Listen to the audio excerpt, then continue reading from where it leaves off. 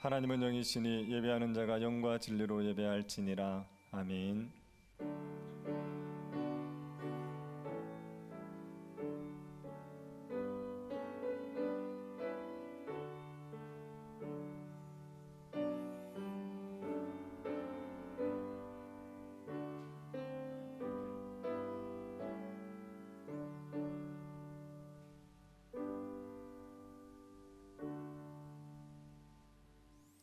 거룩하시고 자비하신 하나님, 저희들에게 은혜를 내리고 주셔서 예배의 자리로 우리를 불러주시니 감사를 드립니다. 예배 가운데서 하나님의 얼굴을 보게 하여 주옵소서. 우리 가운데 역사하시고 우리 가운데 임재하신 하나님을 우리의 마음의 눈으로 보게 하여 주셔서 여러 말미암아 즐거워하고 하나님께 합당한 영광을 돌리는 예배가 되게 하여 주옵소서. 하나님만이 우리의 심령을 새롭게 하십니다.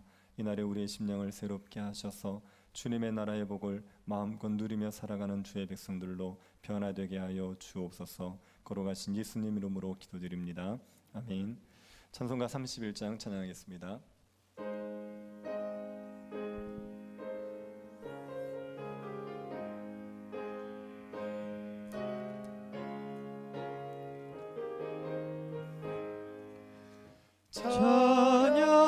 찬양하라 복되신 구세주 예수.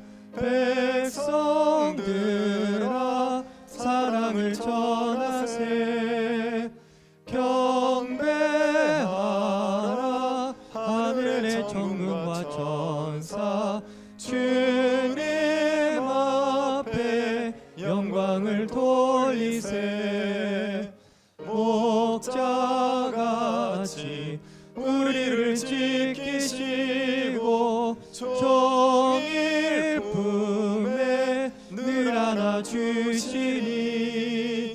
찬양하라 높으신 권세를 찬양.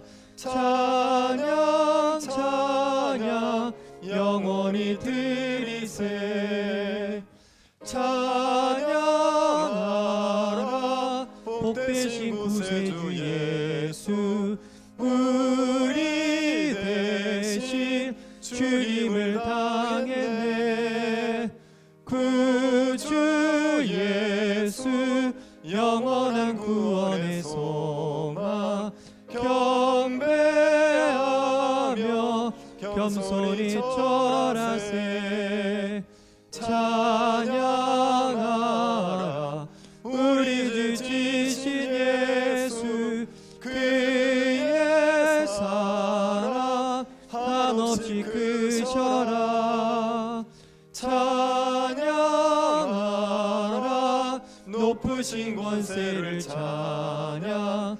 찬양 찬양 영원히 드리세. 찬양하라 복되신 구세주 예수. 천사들아 즐겁게 찬양해. 구주 예수 영원히 다스리시니. 멸류관을 주 앞에 드리세. 구주 예수 세상을 이기시고 영광 중에 또다시 오시리. 찬양하라 높으신 권세를 찬양. 찬양 찬양 영원히 드리세. 사도신경으로 신앙 고백하도록 하겠습니다. 전능하사 천지를 만드신 하나님 아버지를 내가 믿사오며 그 외아들 우리 주 예수 그리스도를 믿사오니 이는 성령으로 잉태하사 동정녀 마리아에게 나시고 본디오 빌라도에게 고난을 받으사 십자가에 못 박혀 죽으시고 장사한 지 사흘 만에 죽은 자 가운데서 다시 살아나시며 하늘에 오르사 전능하신 하나님 우편에 앉아 계시다가 저리로서 산자와 죽은 자를 심판하러 오시리라. 성령을 믿사오며 거룩한 공예와 성도가 서로 교통하는 것과 죄를 사하여 주시는 것과 몸이 다시 사는 것과 영원히 사는 것을 믿사옵나이다. 아멘. 양춘모 장로님 기도하시겠습니다. 같이 기도드리겠습니다. 하나님의 영광을 위하여, 하나님을 찬송하도록 하기 위하여, 하나님의 아름다운 덕을 선포하도록 하기 위하여 예수님의 십자가 보혈로 우리를 구원하셔서 하나님 자녀 삼으시고 복음의 제사장 사명을 주신 하나님을 찬양합니다. 오늘 이 시간 먼저 우리 자신을 되돌아봅니다. 예수님을 만난 우물가의 여인과는 달리 우리는 물동이를 애지중지하며 평생 와보라는 전도의 말도 한마디 못하고 돈, 자녀, 명예 같은 여러 남편들을 두고 살면서도 입으로는 하나님을 수호신처럼 부르는 외식하는 바리새인들이 바로 우리들이었습니다. 이 시간 회개하오니 우리의 모든 허물과 죄를 용서하여 주시옵소서. 한국 교회를 위해 기도드립니다. 교회 안에 10%의 교인들에게만 집중한 나머지 교회 밖의 90%의 죽어가는 영혼들에게는 무관심하였던 죄를 회개하오니 용서하여 주시옵소서. 교회가 세운 계획이 순조롭게 진행되고 겉으로 꾸준히 발전해가는 것처럼 보인다 해도 실제로 구원받는 영혼이 없다면 이 모든 것이 허상인 것을 아오니 전도를 게을리한 죄를 용서하여 주시옵소서. 지금부터라도 성무너진들을 막아서서 하나님이 이 나라를 멸하시지 못하게 나라와 민족을 위해 전도, 선교, 기도하는 한국교회가 되기를 원하오니 성령님 도와주시옵소서. 요나의 근성의 전도에도 진실된 회개로 하나님의 심판을 150년이나 유보시켰던 니느웨처럼 우리의 작은 전도, 선교, 구제의 손길로 가족이 돌아오고 이웃이 돌아오고 지역이 돌아오고 나라가 바로 세워지는 기적을 목도하게 하여 주시옵소서. 목사님을 위해 기도드립니다. 여러 산적한 일들을 말씀과 지혜로 잘 헤쳐나가시며 하나님이 주시는 평안과 안식을 누리며 갈 길과 할 일을 제시한 모세 영성의 목회자가 되게 하여 주시옵소서. 우리 문화교회를 위해 기도드립니다. 강단에서는 불같은 성령의 말씀이 선포되고 강단 아래서는 기도의 불길이 타오르는 교회가 되게 하여 주시옵소서. 사람의 세력이 아닌 성령의 능력으로만 세워지는 교회, 기복신앙이 아닌 팔복신앙으로만 세워지는 교회가 되게 하여 주시옵소서. 내년에 중직자 선거가 있습니다. 직분이 계급, 훈장, 권력이 아니라 섬김, 헌신, 역할임을 인식하는 중직자들이 선출되게 성령님 도와주시옵소서. 우리 모두 일상생활을 영성생활로, 영성생활을 일상생활로 스데반 같은 성령 충만한 자들이 다 되기를 원합니다. 죽은 영혼을 살리고 넘어진 영혼 세우는 데 진력하는 우리 모두가 되기를 원하오니 성령님 도와주시옵소서. 지금 모든 사람이 힘든 시기를 지나고 있습니다. 내 백성을 위로하라, 위로하라는 이사야 말씀이 생각납니다. 오늘 주시는 말씀으로 모든 성도님들이 위로받고 새 힘을 얻어 하나님 나라를 위해 힘차게 나가는 십자가 군병이 다 되기를 간구합니다. 이 모든 것을 전도와 선교의 지상 대명령의 사명을 주신 우리 주 예수님 이름으로 기도드립니다. 아멘.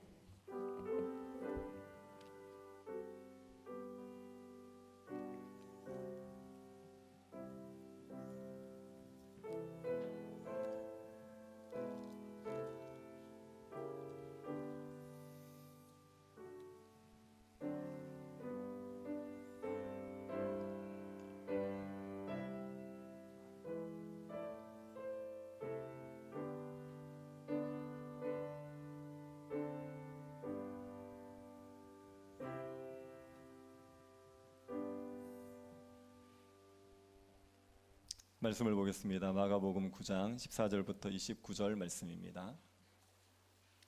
마가복음 9장 14절부터 29절 말씀입니다.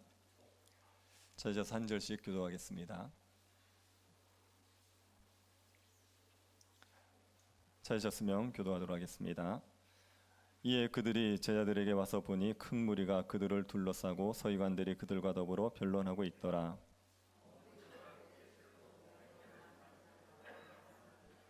예수께서 물으시되 너희가 무엇을 그들과 변론하느냐?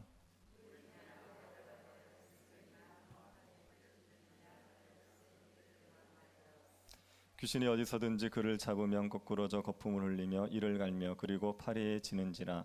내가 선생님의 제자들에게 내쫓아달라 하였으나 그들이 능히 하지 못하더이다.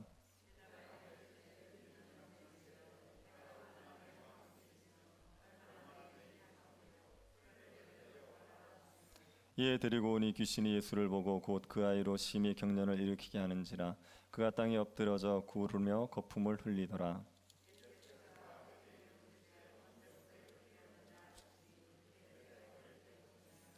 귀신이 그를 죽이려고 불과 물에 자주 던졌나이다. 그러나 무엇을 하실 수 있거든 우리를 불쌍히 여기사 도와주옵소서.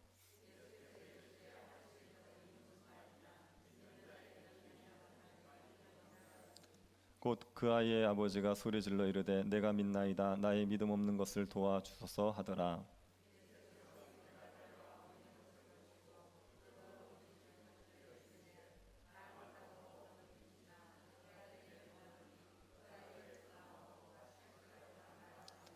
귀신이 소리 지르며 아이를 심히 경련을 일으키게 하고 나가니 그 아이가 죽은 것 같이 되어 많은 사람이 말하기를 죽었다 하나. 집에 들어가시 메시아들이 조용히 묻자오되 우리는 어찌하여 능히 그 귀신을 쫓아내지 못하였나이까. 이르시되 기도 외에 다른 것으로는 이런 종류가 나갈 수 없느니라 하시니라. 아멘. 어떤 목사님이 교회를 개척하셨습니다. 교회를 개척하고 섬기던 중에 여러 가지 어려움이 한꺼번에 밀려왔습니다. 교회 사역이 바빠서 정신없이 일을 하다가 건강이 무너지고 말았습니다. 간에 이상이 생겨서 6개월가량 치료를 받아야 되는 상황이 되었습니다. 그리고 그때 셋째 아이가 태어났습니다. 아이가 태어나는 건 굉장히 기쁜 일이죠. 그런데 육아가 얼마나 힘이 듭니까? 어떤 사법고시를 합격한 여자분이 아이를 키워보고는 육아가 사법고시보다 더 어렵다 이렇게 얘기했었습니다. 그래 아이를 키워야 되는 건강이 좋지 않은데 아이를 키워야 되는 그 부담이 생긴 겁니다. 그리고 갑자기 건강하시던 아버지가 중풍으로 쓰러지셨습니다. 10개월가량 치료를 받아도 회복되기 어려운 그런 상황이 되었습니다. 또 사랑하는 여동생이 가정이 깨어지는 이혼을 하는 아픔을 겪게 되었습니다.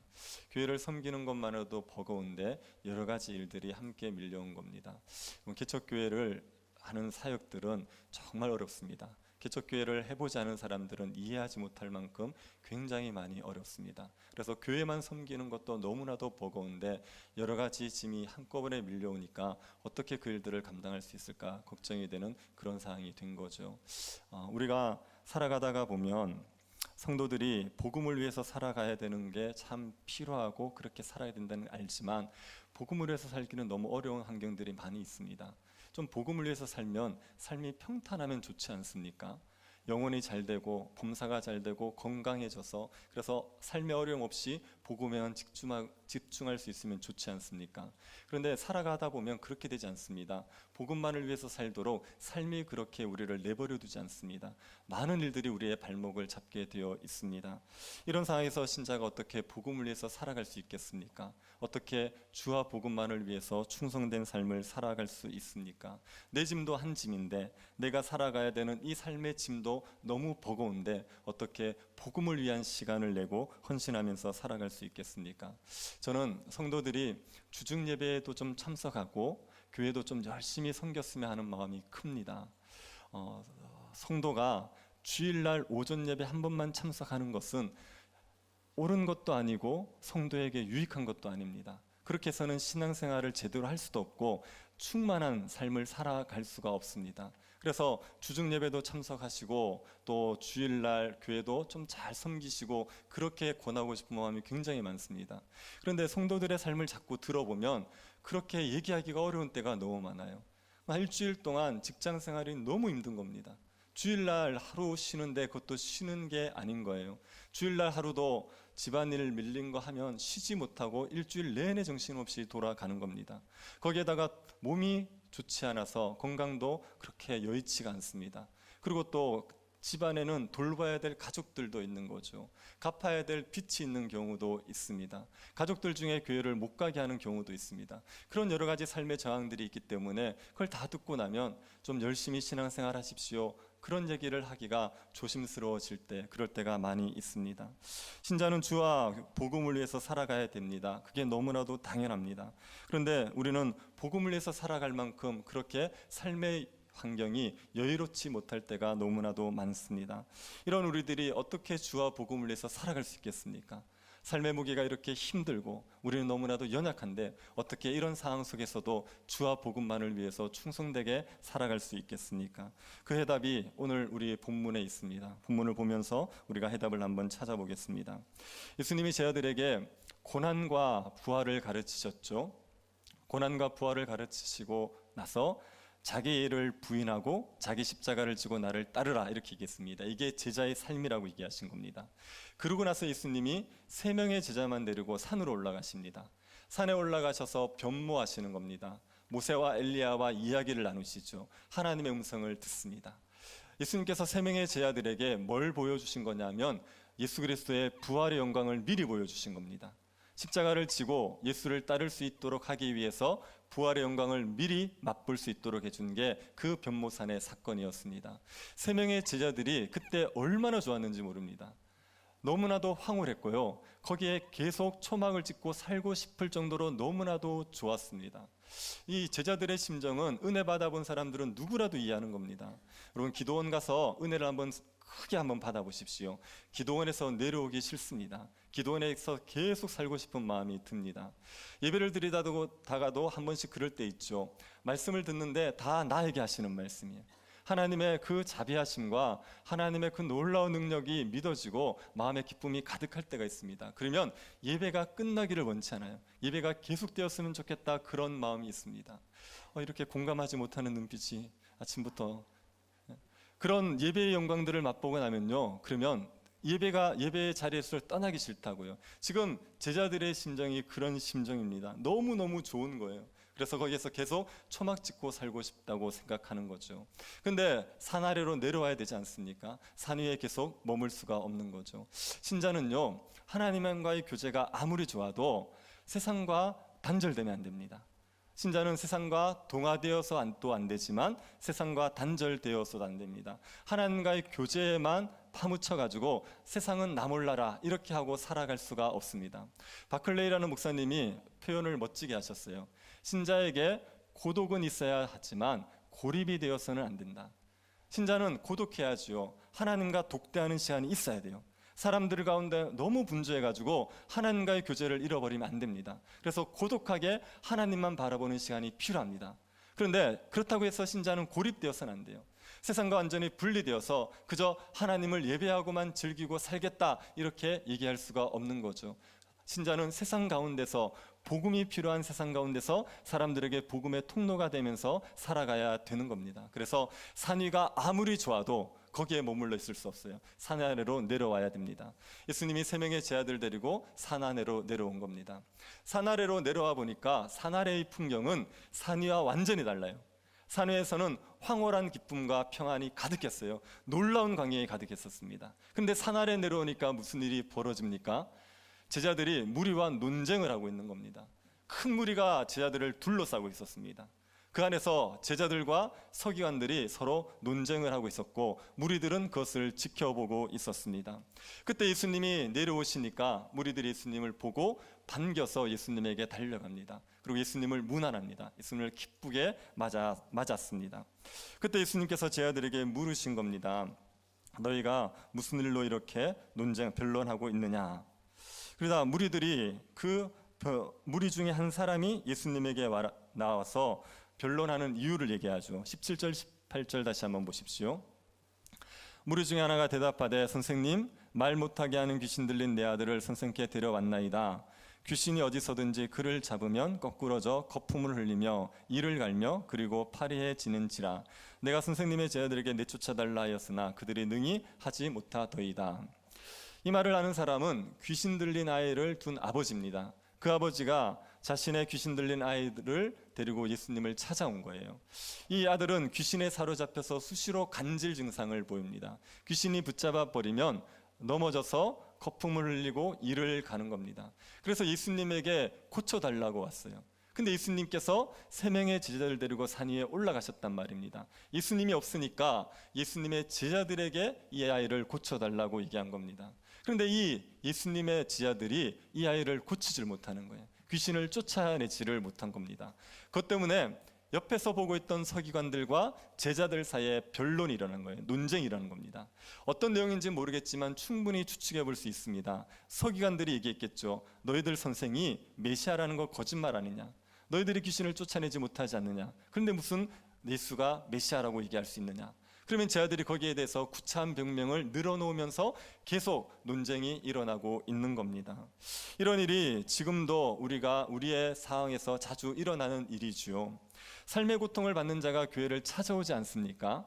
교회에서 잘 내거는 현수막이 있습니다. 수고하고 무거운 짐진 자들아 다 내게로 오라. 내가 너희를 쉬게 하리라. 그 말씀을 보고 삶의 짐진 자가 교회를 왔단 말이에요. 교회를 왔으면 삶의 짐을 벗어버려야 됩니다. 삶의 고통이 끝나버려야 돼요.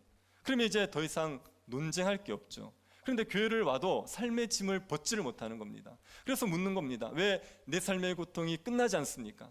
그러면 이렇게 저렇게 설명하느라고 말이 길어지는 거죠. 그냥 삶의 짐이 벗어버리면 얘기할 게 없어요. 그냥 하나님 살아계십니다. 예수 그리스도는 우리의 구원자입니다. 찬양합니다. 끝! 그런데 삶의 짐이 해결이 안 되니까 계속 이렇게 설명해야 되고 저렇게 설명해야 되고 그러면서 말이 많아지고 논쟁하면서 변론이 일어나게 되는 겁니다. 지금 제 아들이 그런 상황이었습니다. 귀신을 쫓아내버렸으면 아무 논쟁이 없을 텐데 귀신을 못 쫓아내니까 그러니까 말싸움이 벌어지게 된 거죠. 이 사실을 알고 예수님이 뭐라고 하십니까? 19절 한번 보십시오. 대답하여 이르시되 믿음이 없는 세대여 내가 얼마나 너희와 함께 있으며 얼마나 너희에게 참으리요 그를 내게로 데려오라 하시매. 예수님께서 믿음이 없는 세대라고 책망하시죠.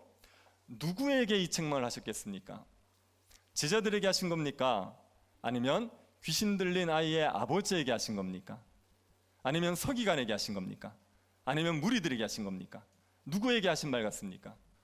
이거는요 거기에 있는 모든 사람에게 한 거예요. 제자들 믿음 없는 거 맞아요.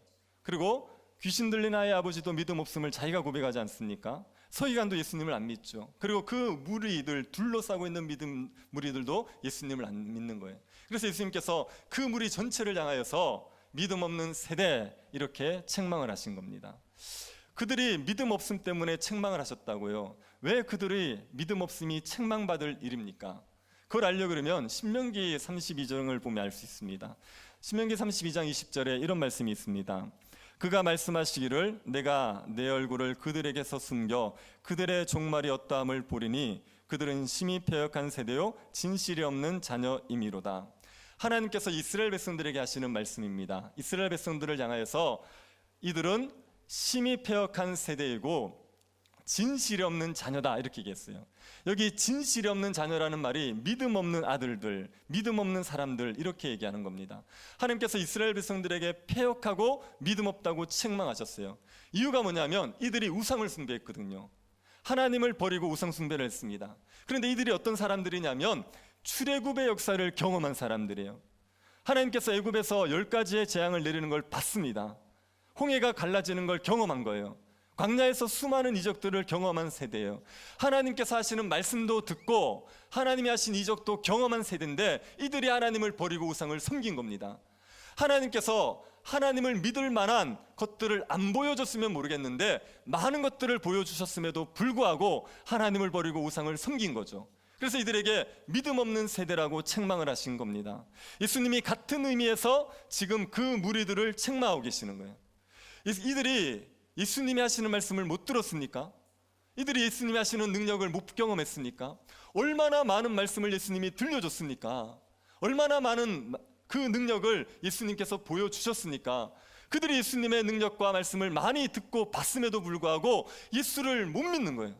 예수님이 메시아라는 걸 여전히 믿지 못하고 예수님이 귀신을 쫓아낸다는 것을 못 믿고 있습니다. 그래서 그들을 향해서 믿음 없는 세대요, 믿음 없는 자들이라고 책망을 하고 계시는 겁니다. 그 정도로 예수님의 말씀을 듣고 그 정도로 예수님을 능력을 받으면 믿어야죠.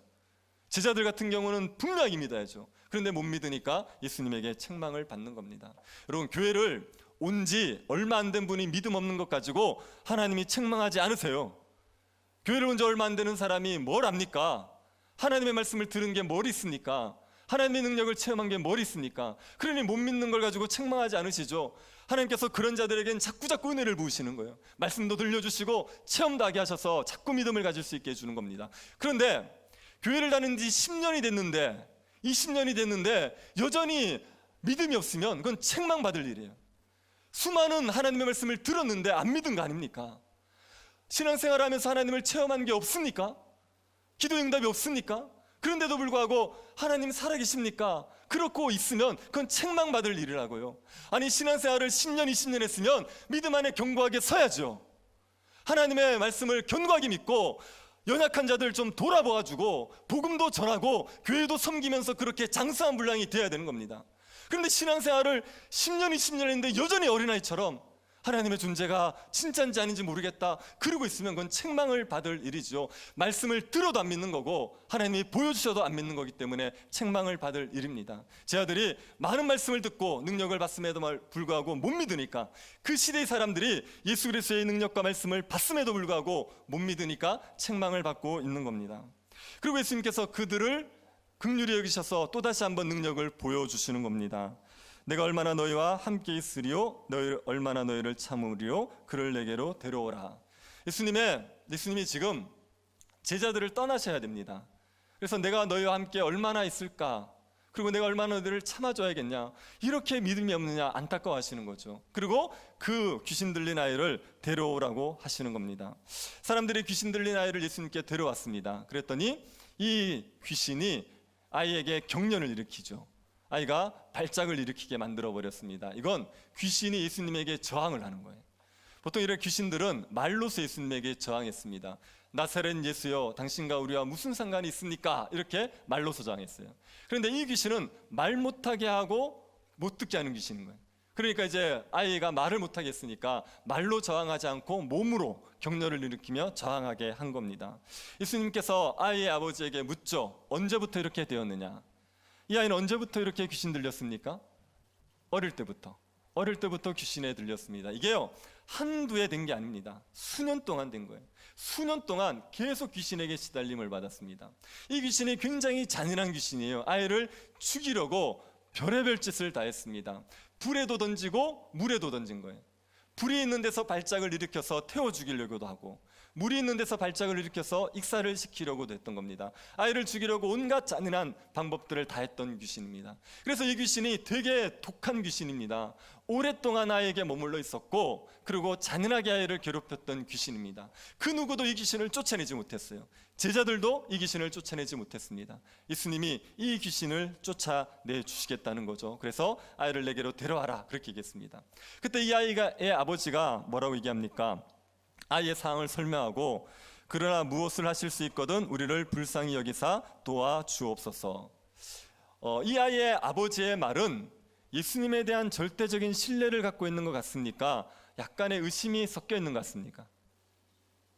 아이의 아버지가 예수님을 절대적으로 신뢰하고 하는 말 같진 않죠. 뭔가 하실 수 있으면 저를 좀 도와주십시오. 이 아이의 아버지는 예수님이 귀신을 쫓아낼 수 있다고 믿고 온 거예요. 믿고 왔었는데 제자들이 이 귀신을 쫓아내지 못했습니다. 그것 때문에, 제자들의 무능력 때문에 예수님에 대해서도 불신하게 된 거예요. 그래서 예수님에게 무엇인가 할 수 있으면 그러면 저를 좀 도와주십시오, 이런 식으로 이야기를 하고 있는 겁니다. 제자들의 무능이 예수님에 대한 불신을 가져왔어요. 이 오늘날도 마찬가지입니다. 교회의 무능이 예수님에 대한 불신을 가져오는 거예요. 교회를 오면 예수 그리스도의 이름의 능력으로 사람들이 고통에서 벗어나야 됩니다. 교회를 오면 예수 그리스도의 이름의 능력으로 사람들이 삶의 변화들이 일어나야 되는 거예요. 죽을 것 같은 사람들, 삶이 너무 괴롭던 사람들이 교회에 와서 삶의 짐을 벗어버려야 된다고요. 알코올 중독자들이 교회를 오면 술을 끊어버리는 일들이 일어나야 됩니다. 방탕하게 살던 사람들이 예수 그리스도의 복음을 듣고 삶이 변화되는 일들이 교회 가운데서 일어나야 된단 말입니다. 자기의 욕망을 쫓아 살던 사람들이 교회를 오면 변화되어서 하나님의 영광을 드러내는 자들로 바뀌어야 된단 말이에요. 은과 금은 없어도 나사렛 예수의 이름의 능력이 교회에는 있어야 되죠. 그렇게 교회가 예수 그리스도의 이름의 능력을 드러내야 사람들이 예수님의 전능하심을 믿을 거 아닙니까? 예수님의 하나님의 아들 되심을 믿을 거 아닙니까? 그런데 교회가 능력이 없는 거예요. 사람들이 와도 교회에서 안 바뀌는 겁니다. 교회를 10년, 20년 다녔는데 여전히 세상 사람들과 별 차이가 없어요. 여전히 삶의 문제에 허덕거리고 있습니다. 그저 자기의 문제에 매여 있습니다. 주와 복음을 위해서 군사로서 살아가는 그런 삶의 변화가 있어야 되는데 그런 게 없는 거예요. 그렇게 교회가 무능력하면 사람들이 예수 그리스도에 대해서 인정하지 않으려고 그럽니다. 예수 그리스도를 의심하게 되는 거죠. 교회의 무능력이 예수 그리스도에 대한 불신을 가져오는 겁니다. 제 아들의 무능력이 예수 그리스도에 대한 불신을 가져온 겁니다. 그 아이의 아버지에게 예수님이 말씀하시죠.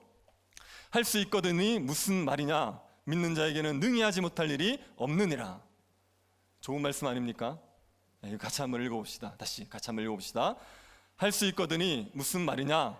믿는 자에게는 능히 하지 못할 일이 없느니라. 아멘. 네, 아멘이죠. 하나님께서 예수 그리스도를 믿는 자는 능치 못할 일이 없는 겁니다. 이 말을 하니까 아이의 아버지가 정신을 차렸어요. 그래서 내가 믿나이다 소리칩니다. 제가 예수님이 귀신을 쫓아낼 수 있다는 것을 믿습니다. 그렇게 소리치고 나서 즉시로 말하죠. 나의 믿음 없는 것을 도와주옵소서. 여러분, 이 아이의 아버지는 예수님을 믿는 겁니까? 안 믿는 겁니까? 이거는 믿고 싶은 거예요. 주님이 능치 못할 일이 없다는 것을 믿고 싶은데 그게 잘 안 믿어주는 겁니다. 그래서 자기의 믿음 없음을 고백하며 저에게 이런 믿음을 좀 주십시오 이렇게 간구하고 있는 겁니다. 이 아이의 아버지는 뭘 하냐면은 믿음이 예수 그리스도께서 주시는 선물이라는 걸 아는 거예요. 내가 믿고 싶다고 믿을 수 있는 것 아니라 하나님이 나에게 믿음을 주셔야 된다는 걸 아는 겁니다. 그래서 믿고 싶은데 믿지 못하는 자신의 연약함을 고백하면서 하나님 앞에 은혜를 구하는 거죠. 저의 믿음 없음을 도와주십시오. 제가 믿음으로 말미암아 능치 못할 일이 없게 하여 주십시오. 이렇게 간구하는 겁니다. 여러분, 믿고 싶은데 안 믿어지십니까? 믿음을 구하셔야 됩니다.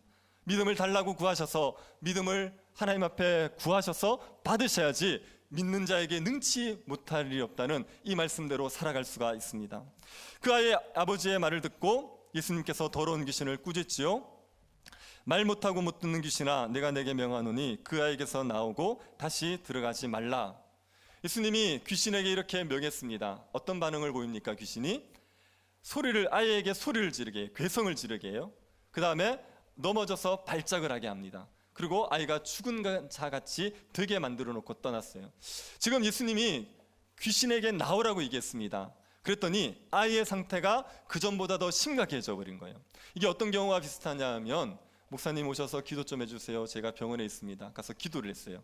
기도를 했더니 일반실에 있던 환자가 중환자실로 가버리는 거예요. 기도했더니 더 심각해져 버리는 겁니다. 이런 상황과 비슷합니다. 이런 상황이 되면 아이의 아버지가 믿음이 흔들릴 수 있습니다. 그런데 예수님에 대한 신뢰 가지고 잠잠히 기다리는 거예요.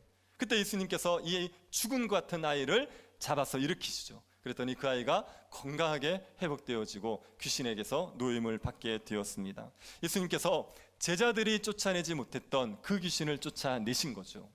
그리고 집에 있는데 제자들이 예수님에게 가서 조용히 물은 겁니다. 우리는 어찌하여 능히 그 귀신을 쫓아내지 못했습니까? 예수님, 우리가 귀신을 쫓아내지 못한 이유가 무엇입니까? 이렇게 물었습니다. 제자들이 궁금했겠죠.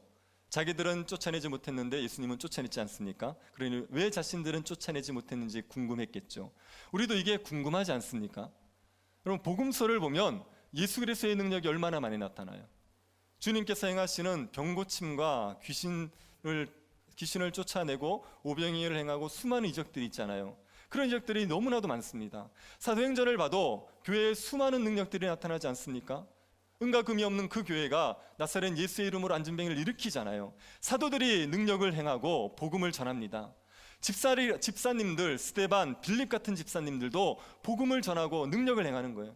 그렇게 많은 능력을 행하는데 왜 우리의 삶에 이렇게 능력이 나타나지 않습니까? 그 예수 그리스도를 동일하게 믿는 신자들인데 우리는 왜 이렇게 예수 그리스도의 능력을 풍성하게 경험하지 못합니까? 그 이유가 무엇입니까? 주님이 이유가 뭐라고 말합니까? 기도 외에 다른 것으로는 이런 종류가 나갈 수 없느니라. 기도가 아니고서는 이런 종류가 나갈 수 없다고 말하죠. 기도로 귀신이 쫓겨날 거라고 얘기하는 겁니다. 기도해야 귀신을 쫓아낼 수 있다고 말하는 겁니다. 앞에서는 제자들의 믿음 없음을 책망했단 말이에요. 너희들이 믿음이 없다, 믿음이 없어서 귀신을 쫓아내지 못했다 얘기했단 말이에요. 근데 여기서는 기도하지 않아서 쫓아내지 못했다고 얘기하는 겁니다. 여러분, 어느 게 맞습니까? 믿음이 없어 못 쫓아낸 겁니까? 기도하지 않아서 못 쫓아낸 겁니까? 제 말은 이해가 되십니까? 믿음이 없는 겁니까? 기도를 안 한 겁니까? 둘 다죠. 이게 같은 얘기입니다. 믿음 없다는 얘기, 기도하지 않는다는 얘기 같은 얘기라고요. 믿음과 기도는 같이 가게 되어 있어요. 믿으면 기도를 하는 겁니다. 기도를 하면 믿음이 더해지는 거죠. 그래서 믿음과 기도는 같이 가는 거예요. 제자들이 지금 기도하지 않은 거죠. 제자들이 기도하지 않음으로 믿음이 약해진 겁니다. 제자들은 귀신을 쫓아낸 적이 있지 않습니까? 이미 그 전에 예수님께서 권능을 주셨단 말이에요. 그래서 귀신을 쫓아내고 병을 고치고 복음을 전할 수 있는 일을 감당했던 사람들이에요. 그 제자들이 지금 이 귀신 들린 자를, 귀신 들린 아이를 못 고치는 거예요. 왜 그렇습니까? 제자들은 지금 예수님과 분리되어 있었어요. 예수님은 산 위에 계셨고 제자들끼리 있었습니다. 그리고 믿음 없는 사람들에게 둘러싸여 있었죠. 서기관들 같은 자들. 그리고 이 귀신은 너무나도 강력해요. 그런 상황들이 아마 제자들에게 믿음을 약하게 만들었을 겁니다. 자신들이 귀신을 쫓아낼 수 있다는 것을 믿지 못하게 되었을 겁니다. 그렇게 된 원인이 뭐냐? 기도하지 않아서 그래요. 하나님을 의지하지 않고, 하나님 앞에 간구하지 않고, 신뢰하지 않고, 기도하지 않으니까, 그러니까 그 상황 속에서 믿음이 생기지 않는 거예요. 믿음이 생기지 않으니까 귀신을 쫓아내지 못하고 오히려 사람들과 말싸움만 하고 있게 된 겁니다. 믿음이 없는 것과 기도하지 않는 게 같이 가는 거란 말이에요. 그래서 제자들에게 예수님이 말씀하시는 겁니다. 기도해야 된다. 기도해야지 믿음으로 서서, 그래야지 예수 그리스도의 능력으로 귀신을 쫓아내고 복음을 증거하는 사명을 감당할 수 있다고 이야기하고 계시는 겁니다. 여러분, 지금 제자들이 앞으로 닥칠 그 상황에 어떻게 복음을 증거하고 주를 위해 살아갈 수 있을지를 말해주고 있는 겁니다. 지금 예수님이 산에 올라갔을 때 제자들이 겪었던 상황이 있지 않습니까? 3명의 제자들만 데리고 예수님이 산에 올라갔을 때 7명은 밑에 있었죠. 밑에 있으면서 예수님과 분리되어 자기들끼리 있었단 말이에요. 자기들끼리 있는데 귀신 들린 사람을 데리고 온 거예요. 그리고 고쳐달라 그런 겁니다. 예수님이 없는 상태에서 제자들이 귀신을 쫓아내야 되고 복음을 전해야 된단 말이에요. 이 상황은 예수님의 제자들이 앞으로 겪을 상황입니다. 지금 예수님은 십자가를 앞두고 있거든요. 십자가를 지고 죽으실 겁니다. 그리고 부활하여 승천하여 제자들을 떠나실 거란 말이에요. 그러면 누구만 남느냐? 제자들만 남게 되어 있어요. 그 남겨진 제자들은 예수님이 없는 상태에서 복음을 전해야 되고 귀신을 쫓아내야 되고 병을 치료하는 일들을 하면서 살아가야 됩니다. 하나님이 맡겨진 사명을 예수 그리스도가 없는 상태에서 감당해야 된단 말이에요. 그런 상태에서 복음을 전하는 사명을 감당할 수 있는 방법이 뭐라고 얘기하시는 겁니까? 그게 기도라고 얘기하시는 거예요. 예수님은 없이 제자들끼리 있지만 그 상태에서도 기도하면 예수 그리스도의 능력을 경험하게 될 것이고 복음을 전하게 될 거라고 지금 이 얘기해 주고 계시는 겁니다. 여러분, 이것을 예수님이 명시적으로 십자가 지시기 전날 밤에 얘기하세요. 요한복음 14장 한번 보십시오. 요한복음 14장 1절입니다. 너희는 마음에 근심하지 말라. 하나님을 믿으니 또 나를 믿으라. 이 말씀을 언제 하시냐면 내일이 십자가 지시는 날이에요. 마지막 날 제자들과 함께 식사하면서 그때 하시는 말씀이에요. 예수님이 떠나신다고 얘기했습니다. 제자들에게 걱정이 얼마나 많았겠습니까? 제자들은 예수님과 함께 3년을 동고동락했단 말이에요. 예수님으로 말미암아 제자들은요, 하나님 나라를 맛본 겁니다. 너무너무 행복했어요. 그리고 예수님이 행하시는 놀라운 일들을 옆에서 지켜보고 있었지 않습니까? 예수님을 전적으로 의지하고 살았단 말이에요. 그런데 예수님이 떠나신대요. 떠나시고 제자들만 남는데요. 이게 얼마나 걱정거리입니까? 그래서 마음에 잔뜩 근심하고 있습니다. 그 제자들이, 근심하고 있는 제자들을 위로해 주기 위해서, 너희들이 근심하지 말라고 얘기해 주기 위해서 예수님이 여러 이야기를 하시는 거예요. 나를 믿어라, 하나님을 믿어라, 그리고 내가 집을 준비하러 간다, 여러 얘기를 하시는 겁니다. 그런데 그 중에 한 가지가 이 13절에 얘기가 있습니다. 14장 13절 한번 보십시오. 너희가 내 이름으로 무엇을 구하든지 내가 행하리니 이는 아버지로 하여금 아들로 말미암아 영광을 받으시게 하려 함이라. 예수님이 뭘 약속해 주냐면 나는 떠나가지만 너희들이 내 이름으로 구하면 내가 들어줄 거라고, 나를 내 이름으로 기도하면 내가 응답해 줄 거라고 이걸 약속해 주세요. 내가 없다고 해서 나의 능력이 드러나지 않을 거라고 생각지 마라. 내가 없지만 여전히 너희들이 기도하면 내가 능력으로 역사해 줄 거다. 내가 너희와 함께 있는 것과 똑같이 귀신은 쫓겨날 것이고 병은 고침을 받을 것이고 복음은 전해질 것이다. 그 얘기를 해주고 계시는 겁니다. 그래서 너희들은 내가 없는 상황 속에서도 기도함으로 이 복음을 전하는 사명을 감당하라고 얘기해 주시는 거고, 이것이 그 귀신 들린 아이를 고치면서 주님이 제 아들에게 주고 싶은 교훈입니다. 여러분, 우리가 주와 복음을 위해서 살아갈 수 있는 비결이 뭡니까? 기도지요. 그게 기도입니다. 예수 그리스도의 이름으로 간구하면 우리는 우리의 삶의 정황들이 어떠하든지 간에 주와 복음을 위해서 살아갈 수가 있습니다. 삶이 힘들지요. 삶이 어렵습니다.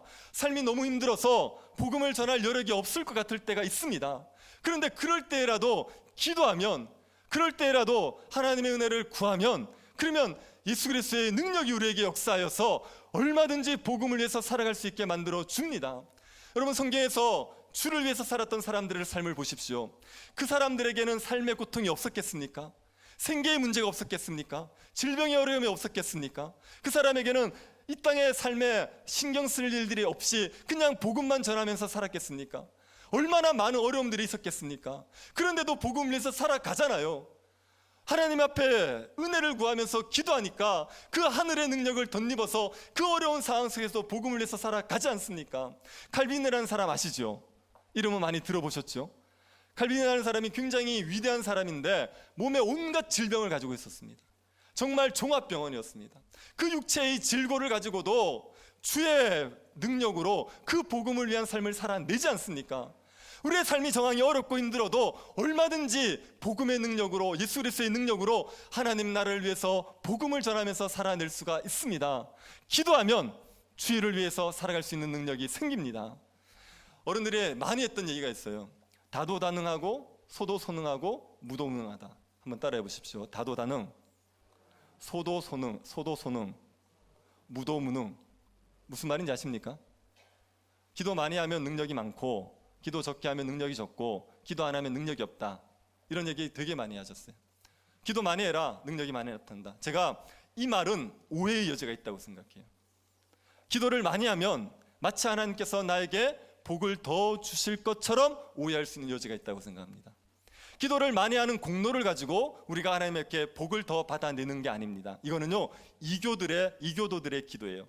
이교도들은 기도를 많이 하러 가르쳐요. 1시간 기도하면 건강에 복받고, 2시간 기도하면 물질에 복받고, 3시간 기도하면 가정에 복받고, 4시간 기도하면 나라가 복받는다, 이렇게 가르쳐요. 기도를 많이 해라, 그 기도의 양이 채워지면 하나님께서 복을 주실 거다, 이렇게 얘기합니다. 이거는 기도에 대한 바른 신앙이 아닙니다. 바른 신학이 아닙니다. 하나님께서 우리의 기도의 정성을 보시고 우리에게 복을 주시는 게 아니에요. 우리의 기도의 양이 많아야지 하나님께서 우리에게 뭔가 은혜를 베푸시는 게 아니에요. 기도는 우리의 공로 때문에 들어주는 게 아니라 하나님과 우리와의 관계 때문에 들어주시는 거예요. 아멘 하고 싶죠? 딴 분이 안 해서 못하는 거죠. 기도는요, 우리의 공로 때문에 들어주는 게 아니라 하나님과의 관계, 자녀라는 관계 때문에 들어주시는 겁니다. 하나님이 우리의 아버지잖아요. 그래서 우리가 하나님 앞에 간구하면 그 자녀라는 관계 때문에 기도를 들어주시는 거예요. 일용할 양식을 달라고 1시간을 기도해야지 들어주는 부모가 어디 있습니까? 배고파 밥 줘 그러면 알아서 차려주는 거죠. 부모님에게 등록금 받을 때는 일주일 금식하고 받습니까? 자비하시고 긍휼이 풍성하신 아버지여, 저에게 등록금을 주옵소서. 그리고 일주일을 금식하고 댕굴댕굴 뒹굴어야지, 그래야지 그래 등록금을 하사하노라. 그런 아버지가 어디 있습니까? 달라 그러면 그냥 주는 거죠. 필요한 것 구하면 아버지고 자녀이기 때문에 알아서 주시는 겁니다. 하나님께서 우리가 1시간을 기도해야지 일용할 양식을 주고 59분을 기도하면 안 줍니까? 일주일 금식해야지 하나님께서 길을 열어주고 5일만 금식하면 안 열어주십니까? 그런 게 어디 있습니까? 하나님이 우리 아버지라는 걸 안다면 그런 얘기를 할 수가 없다고요. 기도는 우리의 공로 때문에 들어주는 게 아니에요. 1분을 기도해도, 그냥 스쳐가듯이 기도해도 하나님이 우리 아버지이기 때문에 그 기도를 들어주시는 거예요. 그래서 다도다능하고 무도무능하고 소도 헷갈리네요. 그것도 오해할 여지가 있다고 생각하는 거예요. 그런데 제가 지금의 성도들을 보면 이걸 좀 기도를 많이 했으면 좋겠습니다. 이게 기도를 너무 안 한단 말이에요. 기도를 너무 안 해요. 그럼 기도를 안 한다는 얘기는요, 믿음이 없다는 얘기거든요. 믿음이 없으니까 기도를 안 하는 거예요. 기도를 안 하고 걱정만 하고 앉아 있는 거예요. 안 된다고 그냥 푸념만 하고 앉아 있는 거예요. 아니, 기도를 하면 된다면서요. 믿는 자에게 능치 못함이 없습니다. 맞습니까? 그런데 왜 기도를 하지 않고 걱정을 하고 있냐고요. 그냥 그저 한두 번 기도해보고 안 된다고 포기해버리냐고요. 여러분의 그 삶의 문제를 위해서 꾸준히 기도하고 있습니까? 해결되지 않는 그 문제를 위해서 간구하고 있습니까? 믿지 않는 가족들을 위해서 기도하고 있습니까? 이 땅의 어려움들 때문에 하나님 앞에 부르짖고 있습니까? 기도를 한다는 얘기는 믿음이 있다는 얘기인데, 기도를 안 한다는 얘기는 믿음이 없다는 얘기예요. 기도하고 걱정하고 있다는 건 여전히 못 믿고 있다는 얘기예요. 그렇게 믿음이 없는 상태 가운데서 벗어날 수 있는 방법은 기도를 하는 방법밖에 없습니다. 기도를 하셔야 돼요. 안 믿어질 때도 기도를 하셔야 돼요. 그래야지 믿음이 생깁니다. 하나님 앞에 은혜를 구하셔야지, 그래야 믿음이 생겨서 더 간구할 수 있게 되어 있습니다. 기도가 정말 힘들 때, 정말 하기 싫을 때도 기도하지 않습니까? 그러면 그 다음에 기도하기가 훨씬 쉬워져요.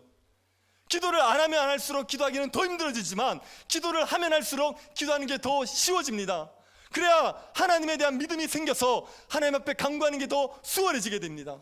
그래서 지금의 성도들을 보면 기도를 많이 해야 된다고 생각합니다. 여러분, 기도를 좀 많이 하십시오. 세 분만 하면 하는 건 뭡니까? 기도를 좀 많이 하십시오. 제가 약간 걱정이 됩니다. 지금의 상황을 보면 정말 좀 걱정이 됩니다. 너무 기도를 안 하시는 것 같아 걱정이 돼요. 이 상황이, 우리가 겪고 있는 상황이 쉽지 않죠. 여러분, 이 어려움은 장난이 아닙니다. 이게 지금 얼마나 더 지속될지 모르죠. 우리가 지금까지 겪은 것도 힘든데 더 심한 어려움들이 우리에게 몰려올 수 있어요. 그런데 하나님의 은혜를 구하면서 기도하지 않고 지나면요, 나중에 이 삶의 짐이 감당이 안 돼서 나자빠질 수 있어요. 이걸 못 버텨낼 수 있어요. 그냥 삶을 놓아버리고 싶을 수 있어요. 하나님의 은혜를 구하지 않고 내 힘으로 이걸 버텨내려고 그러다가는 그냥 나자빠진 양처럼 되어서 모든 걸 포기해버릴 수가 있습니다. 그렇게 될까봐 걱정이 되는 겁니다. 지금 우리 교회는 진짜 기도해야 될 때거든요. 우리가 얼마나 중요한 일들을 앞두고 있습니까? 예배당을 이전하는 문제는 정말 큰 문제예요. 이건 교회에서 너무나도 중요한 문제예요. 중직자를 세우는 문제가 얼마나 중요한 문제입니까? 교회가 지금 코로나 때문에 예배 드리는 것밖에 아무것도 못하고 있어요. 교회가 해야 될 일이 얼마나 많은데 지금 코로나의 발목을 잡혀서 교회가 교회의 사명들을 잘 감당하지 못하고 있습니다. 이럴 때 기도하지 않고 있다가 교회에 어려움이 오면 어떡하실 겁니까? 어려움이 왔을 때 그때 기도하겠습니까? 이 어려움에도 침묵하고 있으면서 더 큰 어려움이 오면 그때는 기도할 것 같습니까? 하나님 앞에 모여서 더 기도하면서 은혜를 구해야지, 그래야지 이때도 이겨내고 교회가 교회의 사명을 감당할 수 있을 텐데, 너무 기도하지 않아서 제가 걱정이 되는 겁니다. 제가 안 보는 데서만 기도하시는 거죠. 맞죠? 아멘. 네. 그러기를 바랍니다. 제가 못 보는 거라서 여러분 다 기도하고 계시는데 제가 못 보는 것이기를 바랍니다. 어떤 목사님이 목회하시면서 성도에게 아무것도 강요 안 했대요. 한 가지만 강요했대요. 기도. 왜냐? 기도가 어려워요. 여러분, 그냥 놔두면 기도할 사람 없어요. 교회 안 나오는데 저는 열심히 집에서 기도합니다. 거짓말입니다. 안 됩니다, 그거. 기도는요, 함께 모여도 힘든 거거든요. 혼자서 그걸 기도한다고요? 그럴 정도면요, 정말 대단한 진짜예요. 기도는 이게 노동이에요. 정말 노동이에요. 기도하는 건 힘든 일이에요. 그래서 기도는 자발적으로 놔두면 거의 할 수 없습니다. 그래서 이 목사님이 딴 건 강요하지 않는데 기도는 강조한대요. 제가 그 목사님의 말에 동의합니다. 그래서 저도 강요하려고요. 기도 좀 합시다. 기도 좀 하십시오. 여러분이 정말 살고 싶으면 기도하십시오. 신자답게 살고 싶습니까? 정말 하나님의 나라를 누리며 살고 싶습니까?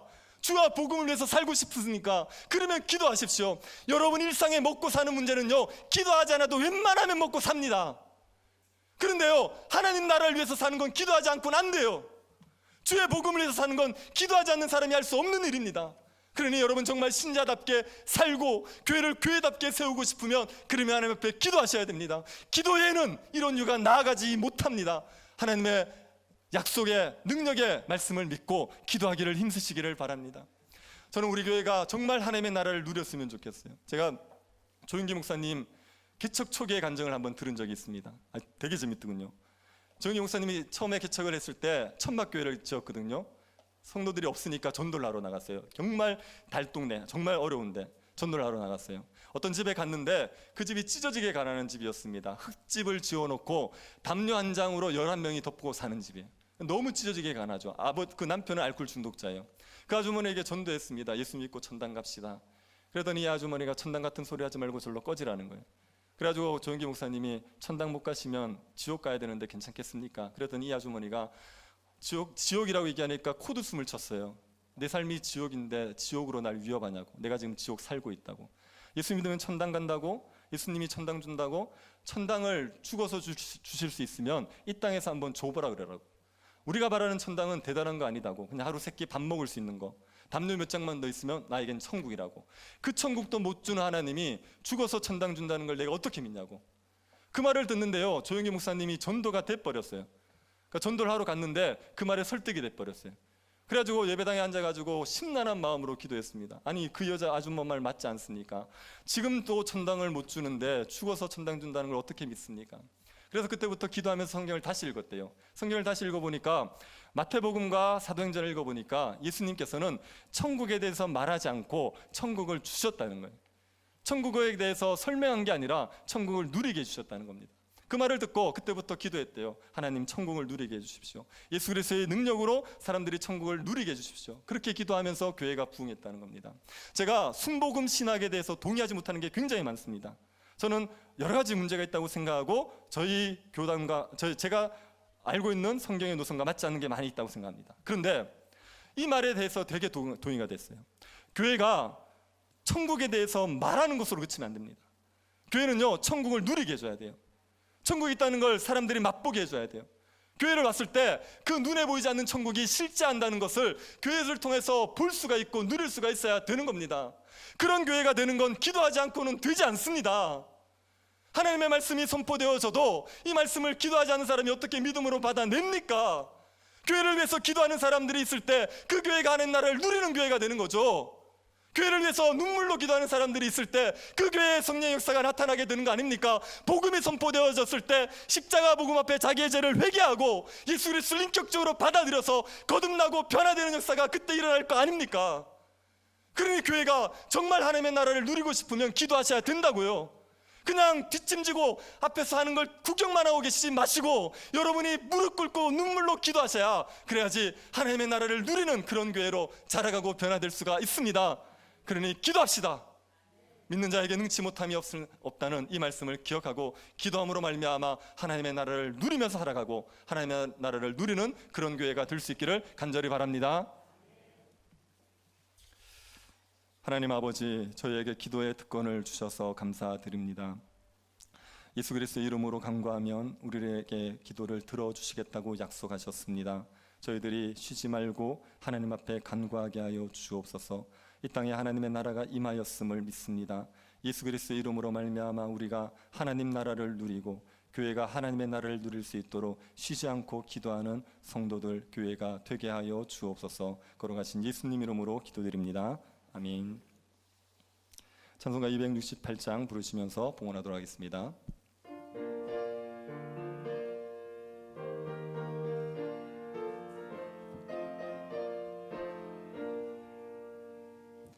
죄에서 자유를 얻게 함은 보혈의 능력, 주의 보혈, 시험을 이기고 승리하니 참 놀라운 능력이로다.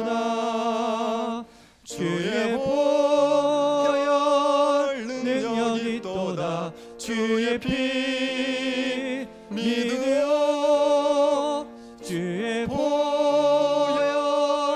그 어린 양의 매우 귀중한 피로다. 육체의 정욕을 이길 힘은 보혈의 능력, 주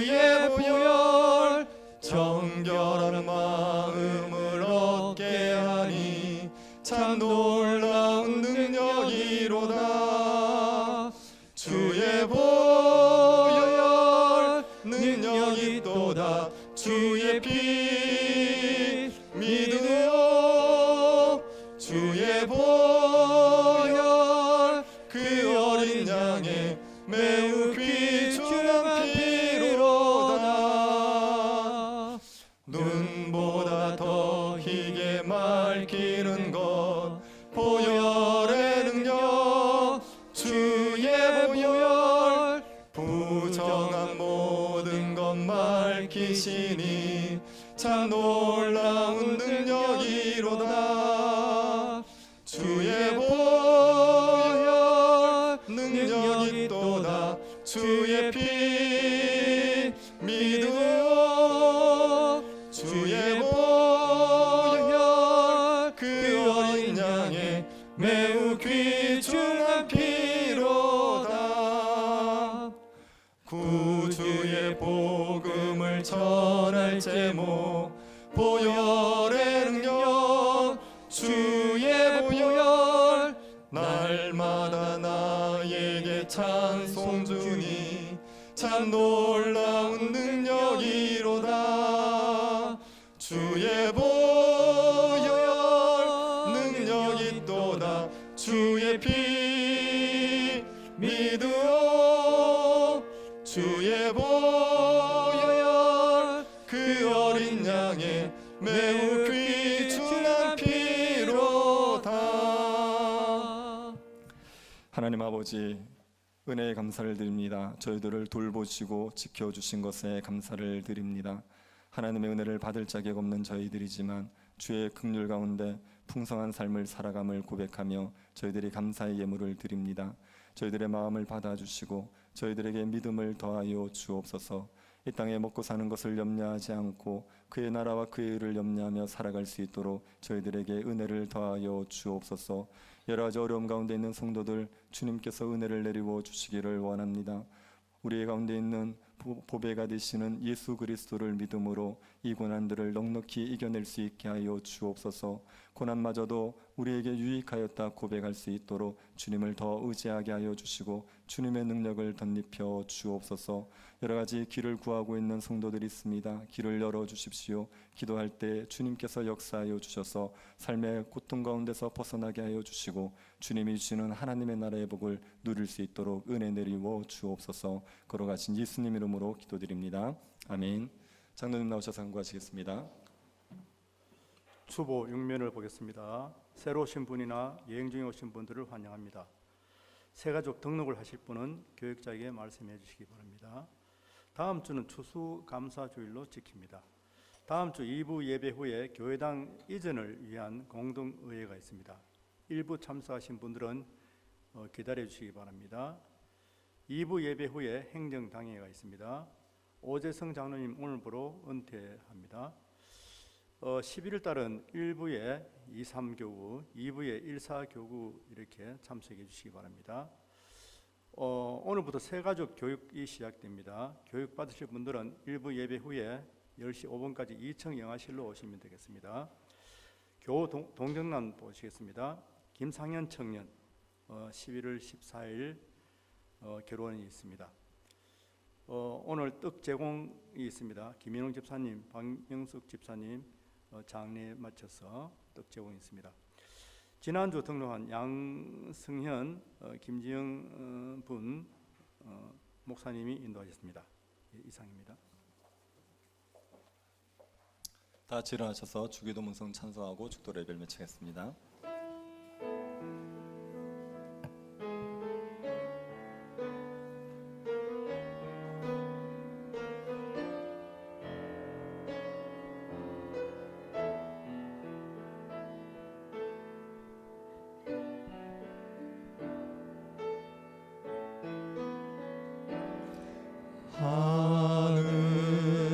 하늘에 계신 아버지 이름 거룩하사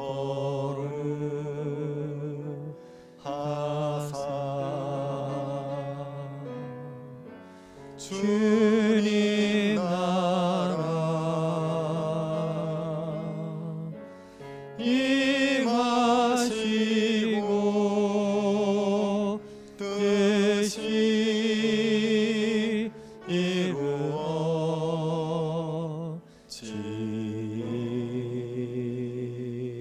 이루어지이다. 일용할 양식 주시고 우리들의 큰 죄 다 용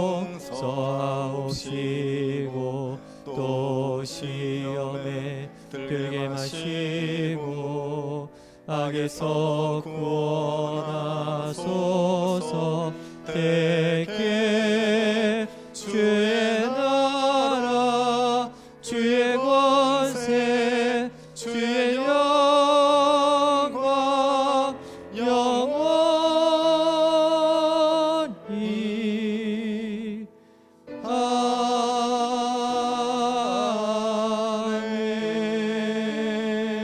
아멘. 지금은 우리 주 예수 그리스도의 은혜와 하나님의 사랑과 성령의 교통 유로하심이 사랑하는 주의 백성들의 머리 위에 지금으로부터 영원토록 함께 있을지어다. 아멘.